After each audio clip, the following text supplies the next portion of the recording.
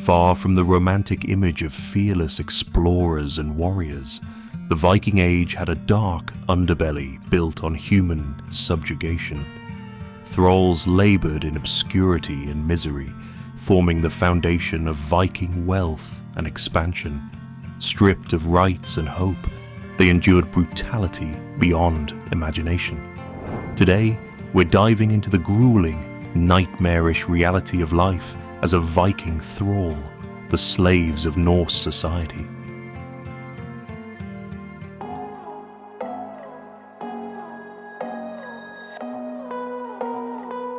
Slavery in Scandinavia wasn't new when the Vikings rose to power. It had existed for centuries. By the 8th century AD, a significant population of unfree people already lived in the north, many born into servitude over generations. What changed in the Viking Age was scale. The Norse made slave raiding a cornerstone of their economy and culture. Viking longships setting sail for foreign shores often had a purpose beyond mere plunder: to capture human cargo. Coastal villages from the British Isles to the Baltics learned to dread the dragon-proud ships, knowing that a raid could mean entire communities carried off into captivity. War captives were a primary source of slaves, but not the only one. In Norse lands, even locals could fall into slavery as punishment for crimes or due to crushing debts. Old Scandinavian laws prescribed that a convicted thief might be punished by reducing them to a slave of their victim. Desperate families sometimes sold children to pay for food during famine, condemning them to thraldom. In short, a Viking thrall could be made in many terrible ways: captured by force, condemned by law, sold or born into bondage if one's parents were already thralls.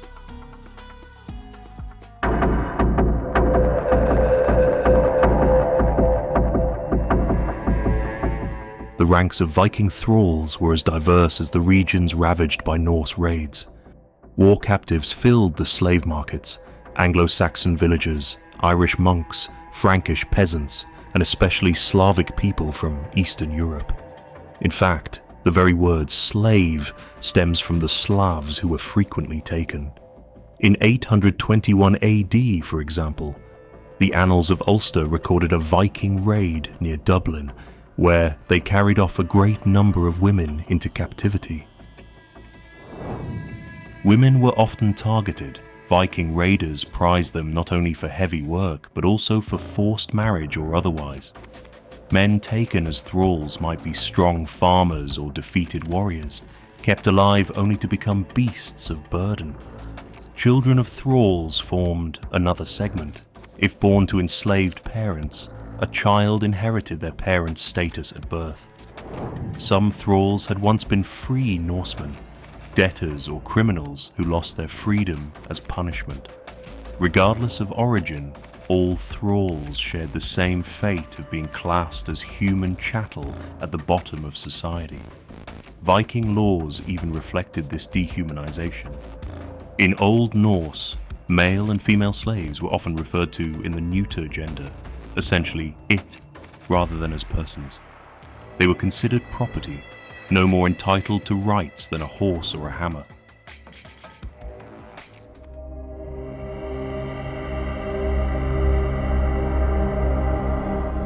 The daily existence of a thrall was one of ceaseless drudgery.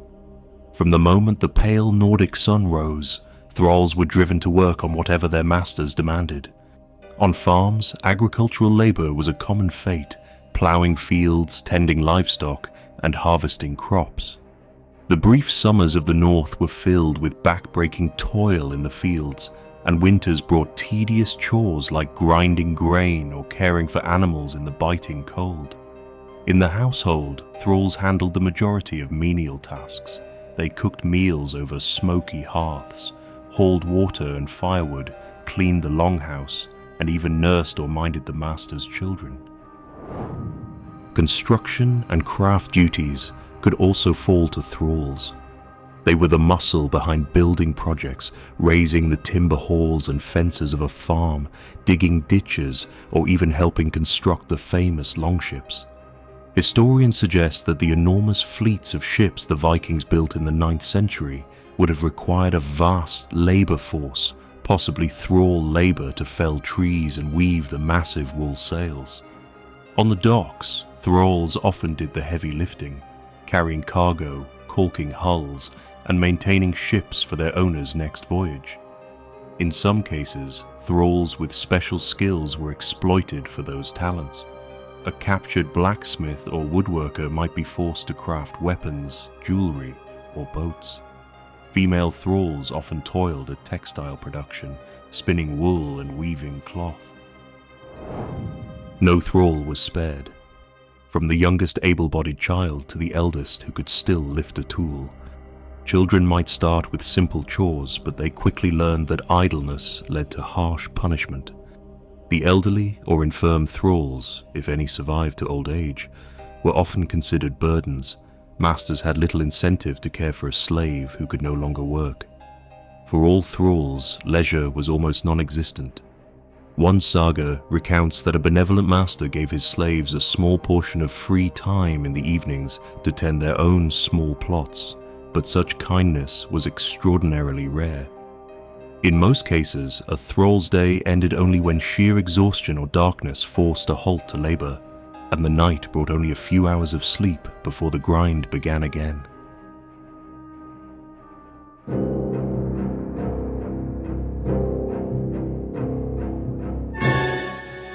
Life as a thrall was cruel not just because of the work, but because of the conditions and treatment imposed by their owners.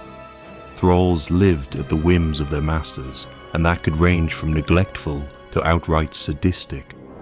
Most were given only meager provisions, coarse bread or porridge, perhaps fish or scraps from the family's table, just enough to keep them alive for the next day's work. Their clothing was rough and often ragged. A thrall might wear the same wool tunic until it fell to pieces. Housing for thralls was similarly miserable. On smaller farmsteads, slaves typically slept on the floor in the darkest end of the longhouse, alongside goats and cows in the byre. They bedded down in straw, breathing smoke and animal stink, with no privacy or comfort. Larger estates might have had barracks or shacks for slaves. Archaeologists have found sites in Scandinavia, like the Swedish site of Sander, where clusters of tiny huts around a great hall could have been slave quarters. Discipline was brutal. If a thrall disobeyed or faltered, they could expect a beating. Owners had legal rights to punish slaves as much as they saw fit. A slave who did not behave properly would be whipped or beaten with rods, and there was often no limit to a master's wrath. Some slaves were kept in chains or iron collars, especially when being transported or if they were prone to running away. Iron shackles dating to the Viking Age have been found in ports like Birka, Sweden, and Dublin Island. The psychological torment was immense. A thrall lived in constant fear, knowing a minor mistake or mere bad temper of the owner could bring pain or even death. Families formed by slaves were fragile and often cruelly torn apart. A master could decide to sell off a thrall's children or spouse at any time, shattering whatever semblance of family life a slave had managed to build. Even the death of a master offered no release for some. Vikings sometimes killed slaves to bury them with their masters, a final sacrifice to serve the Lord in the afterlife. Archaeologists in Scandinavia have uncovered slave remains in high-status graves, often showing signs of violent death like decapitation, indicating these thralls were butchered as offerings to accompany dead chieftains or to appease the gods.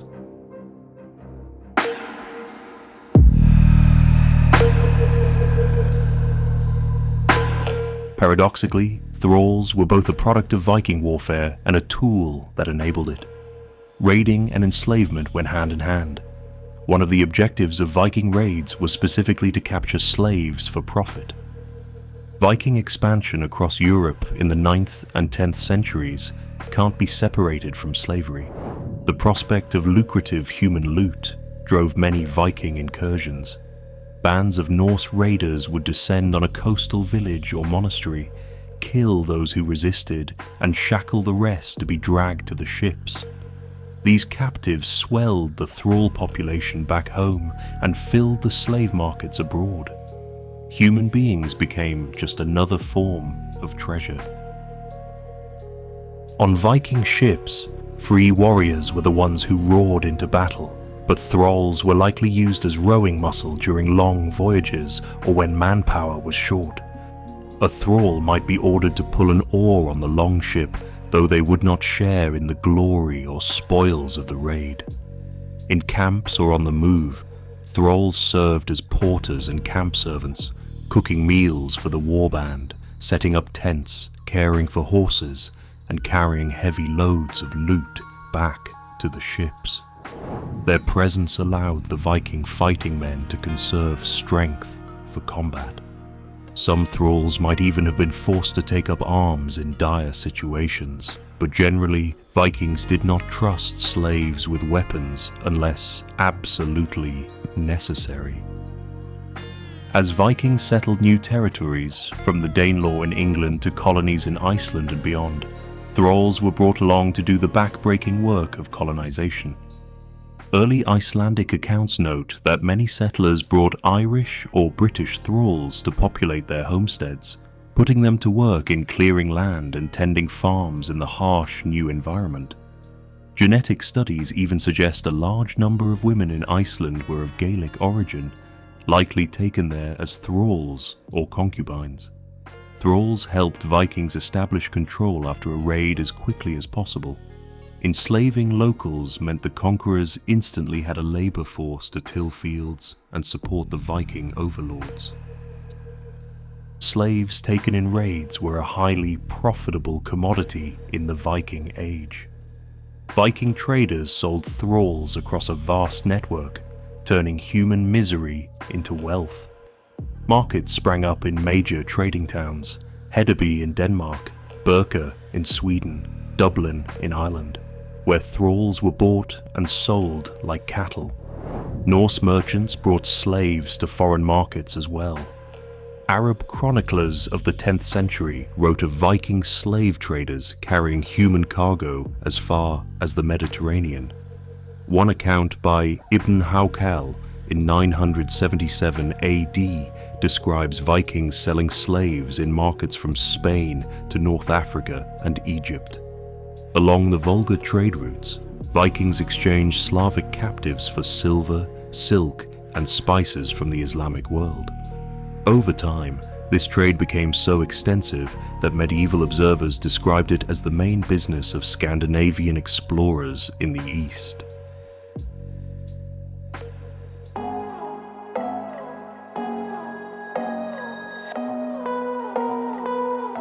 For most Viking thralls, hope of freedom was a faint and distant light.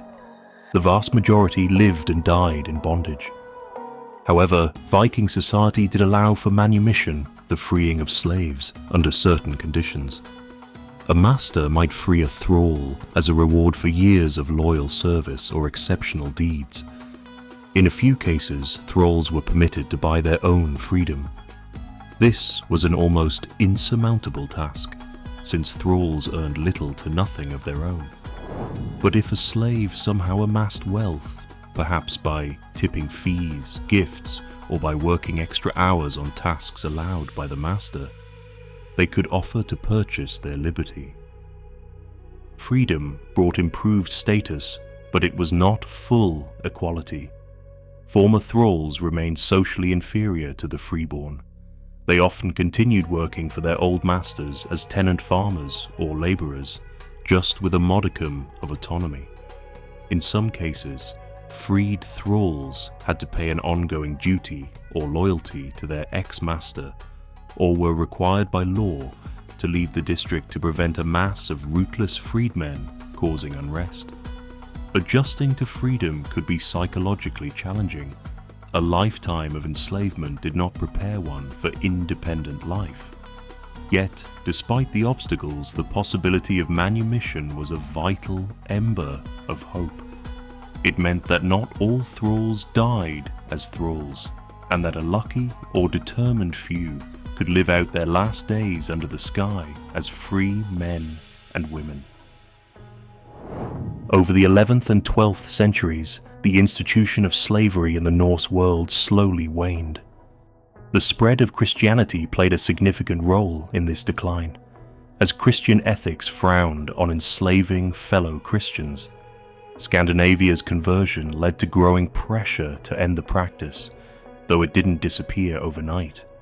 By the late 1200s, laws in the north still made reference to slaves, but outright slavery was fading into serfdom and other forms of unfree labor. In some Viking-founded kingdoms abroad, laws were passed to cripple the slave trade. For instance, England banned the export of Christian slaves in 1102, which dealt a severe blow to markets like Dublin. Over time, economic changes and outside influence turned slave-taking from an accepted norm into a mark of backwardness. By the High Middle Ages, the era of the Viking Thrall had come to an end, though not before countless lives had been ground down in misery. The tale of the Viking Thrall is a stark reminder that the glories of the Viking Age were built on a foundation of human suffering. For every Viking berserker celebrating in a mead hall, dozens of thralls labored unseen in the shadows, paying for that society with their sweat, tears, and blood. If you enjoyed this exploration into the lives of Viking thralls, be sure to check out our video about the life of a galley slave in the Age of Sail on your screen now. If you've made it this far, please consider subscribing to the channel. It really helps us out. Thank you for watching, stay curious, and we'll see you on the next one.